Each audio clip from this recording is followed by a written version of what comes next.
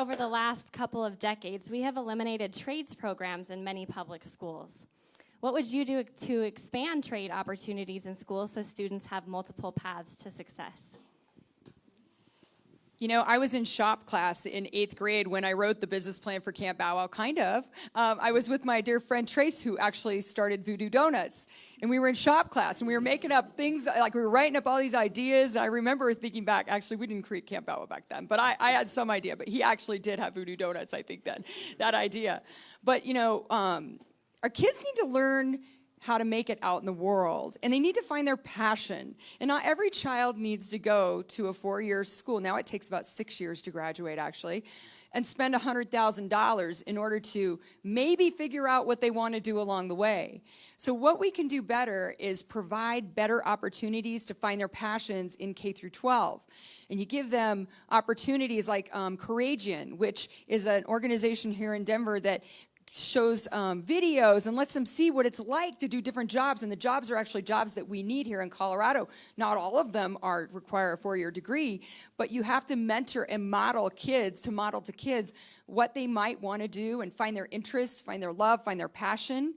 Help them connect the dots. But we can do it a lot earlier, and then we can encourage them, take away that stigma that they have to go to 4-year college. I mean, that's already happening. Our enrollment is dropping pretty dramatically around the country. Parents are like, hey, I'm not going to invest $100,000 into maybe. Now, if you want to be an engineer, a doctor, et cetera, yeah, that makes sense. But man, welders make really good money right now. We need construction workers, we need teachers, we need mental health workers.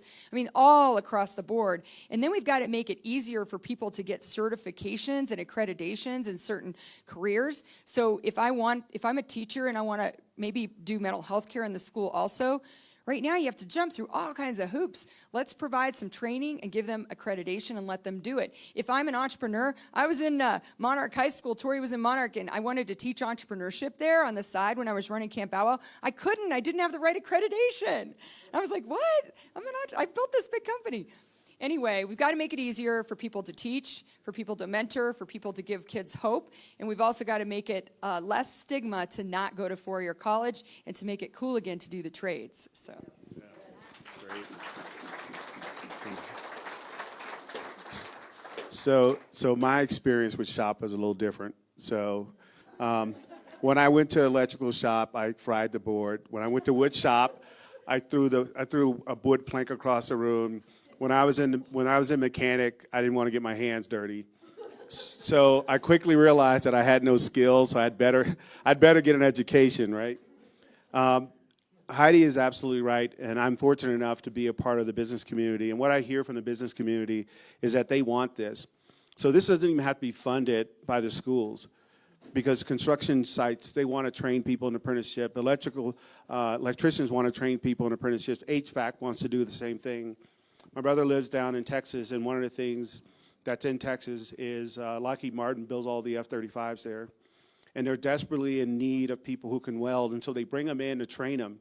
And these welders come out and they're apprentices, and they're making $90,000 a year. That is great money. And we should not tell our kids that they can't work and get their hands dirty, because someone has to build the society we live in. Someone has to maintain the society, and if you live in a place where I live, like my home, it's always breaking. And I tell my wife, I'm not that guy. So, right? And so we need those trades, because it's important for a person's self-esteem to know, right? Our high schools used to prepare kids for life. When you got out of high school, you had the skills to be ready for life, and we're not doing that anymore. We have to return to that. If we have any hopes of saving the future, we have to return to that, and trades are a key component of that.